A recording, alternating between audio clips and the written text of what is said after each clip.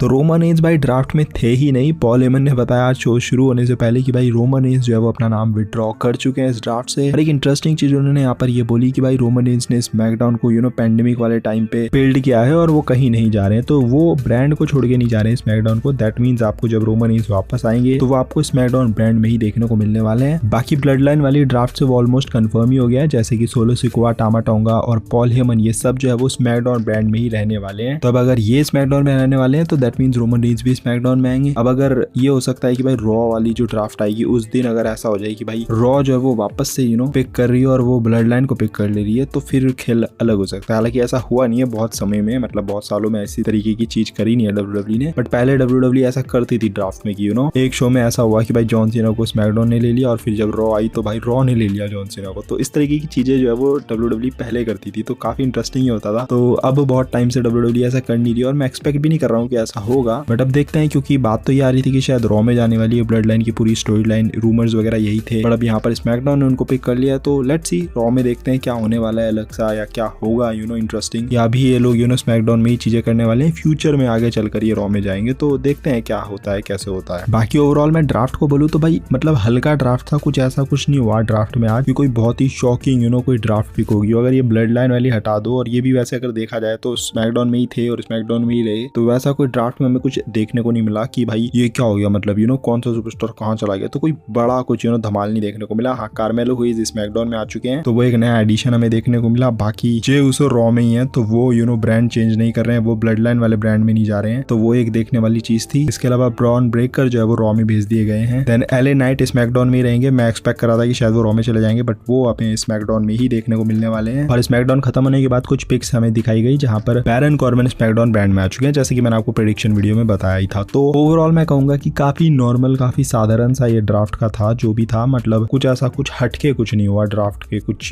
Pics कोई ऐसी आ गई हो कि भाई बहुत ही शॉकिंग हो, तो वैसा तो कुछ देखने को मिला नहीं। बट अगर शो पर हम आ जाए तो भाई शो पर हमें देखने को मिला कि कार्मेलो हेज ने कोडी रोड्स को चैलेंज कर दिया 1-on-1 मैच के लिए, और उसके बाद जब मेन इवेंट में मैच भी होता है तो अच्छा खासा मैच था और दिखा दिया डब्ल्यूडब्ल्यू ने ट्रिपल एच ने भाई कार्मेलो हेज को आगे चलकर बिग डील बनाना चाहते हैं। तो इसलिए स्ट्रेट अवे जैसे ही वो आए मेन रोस्टर के अंदर उनको कोडी रोड्स के साथ मैच मिल गया, और इस वक्त कोडी रोड्स के साथ मैच मिलना इज अ बिग डील, क्योंकि आप चाहते हो कि कि जब कोई ऐसा सुपरस्टार आए नया तो उसको इंट्रोड्यूस किया जाए लार्जर ऑडियंस से। तो स्ट्रेट अवे वो चीज करी ट्रिपल एच ने आज कार्मेलो हेज को एक मैच दिया। ऑब्वियसली उन्हें हारना ही तो था, बट इंट्रोड्यूस उनको करना था यूनिवर्स से या फिर लार्जर ऑडियंस से, तो वो चीज उन्होंने कर दी अच्छे तरीके से। लेट्स सी अब कार्मेलो हेज का जो आगे का फ्यूचर है वो कैसा रहने वाला है, बट हाँ इतना दिख रहा है कि काफी ब्राइट रहने वाला है। बाकी कोडी रोड्स की आज एजे स्टाइल्स के साथ कॉन्ट्रैक्ट साइनिंग भी हुई उनके मैच के लिए, तो वहाँ कुछ हटके कुछ बहुत ज्यादा कुछ वाव तो नहीं हुआ, बट हाँ ठीक है, डिसेंट है। जो कोडी रोड्स की पास्ट की कुछ चीजें चल रही थी बुकिंग वगैरह, प्रोमो वगैरह, उससे तो बेटर है आई गेस कि कुछ अलग दिखाया, कुछ हटके दिखाया, और मैं एक्सपेक्ट कर रहा हूँ कि कुछ आगे चलकर ये स्टोरी लाइन भी अच्छी होने वाली है और ये जो कोडी रोड्स का रन है ये भी काफी इंटरेस्टिंग रहने वाला है। बाकी जिस वक्त कोडी रोड्स हरा देते हैं कार्मेलो हेज को, तो एजे स्टाइल्स उसके बाद आते भी हैं अटैक करने के लिए, करते नहीं अटैक, बट वो ऐसा दिखाते हैं कि वो अटैक करने के लिए ही जा रहे होते हैं, बट कोडी रोड्स एकदम से टर्न कर जाते हैं तो वो अटैक नहीं कर पाते हैं, और उसके बाद फिर एजे स्टाइल्स इशारों में बताते भी हैं उनको कि भाई थोड़ा सा बच गया। तो अच्छा है, मजा आएगा इन दोनों के मैच को देखने में, क्योंकि काइंड ऑफ एक ड्रीम काइंड ऑफ मैच है भाई Cody Rhodes AJ Styles. And AJ Styles का तो भाई मतलब उसका तो लेवल ही ऐसा है कि वो जिसके साथ भी मैच करता है वो ड्रीम मैच बन जाता है, मतलब बंदे का लेवल ही कुछ ऐसा है। इसके अलावा केविन ओवेंस को हेल्प करने आज रैंडी ऑर्टन भी आए, तो फिर अब रैंडी ऑर्टन और Kevin Owens tag team partner एक बार फिर से हो चुके हैं। मतलब एक बार फिर से क्या, अभी तो वो लोगन पॉल के साथ चल रही थी उनकी जो ट्रिपल थ्रेट फ्यूड थी, जो कि 2-on-1 बना दी थी एक तरीके से स्टोरी लाइन में, बट अब जो है वो केविन ओवेंस और रैंडी ऑर्टन को साथ में पेयर कर दिया, और आई गेस ये आगे भी साथ में ही रहने वाले हैं। मुझे लगता है कि अच्छा खासा रन इनका साथ में रहने वाला है मेरे हिसाब से, अगर केविन ओवेंस रॉ में पिक नहीं हो रहे हैं। और आज डब्ल्यूडब्ल्यू ने टामा टोंगा और सोलो सिकोआ के साथ इन दोनों का मैच भी ऑफिशियल कर दिया है बैकलैश के अंदर। इसके अलावा कार्लिटो का हील टर्न हो चुका है, जो कि काफी समय से एक्सपेक्टेड था। लाइक मैंने तुम्हें बोला ही था प्रीवियसली कि शायद रेसलमेनिया में हील टर्न करेंगे वो, बट रेसलमेनिया में उन्होंने नहीं किया, यहाँ पर फाइनली उन्होंने हील टर्न कर दिया है। तो let's see Carlito Rey Mysterio कैसी ये बिल्डअप, क्या स्टोरी लाइन रहने वाली है। बाकी ओवरऑल शो मेरे हिसाब से डिसेंट था, कोई बहुत ज्यादा वाव नहीं था ड्राफ्ट को लेकर। कुछ लेजेंड्स वगैरह को भी लाया गया था ड्राफ्ट के अंदर, जो कि ठीक है डिसेंट था। डेडली बॉयज देखने को मिले, जो कि मेरे लिए पर्सनली सबसे, जितने भी बाकी जो हमने मेंबर्स देखे हॉल ऑफ फेम वाले, उसमें से जो सबसे इंटरेस्टिंग चीज मेरे को लगी वो ये थी कि डेडली बॉयज के दोनों मेंबर्स हमें फाइनली देखने को मिले। एंड ओवरऑल शो डिसेंट था, तो मैं एक्सपेक्ट कर रहा हूँ कि रॉ जो है वो अच्छा होगा, क्योंकि रॉ से एक्सपेक्टेशन ज्यादा है। बाकी वीडियो अगर आपको थोड़ी पसंद आएगी तो don't forget to like, comment and smash the subscribe button. मिलते हैं अगली वीडियो के अंदर। Till then love you all and do not give up, just keep fighting.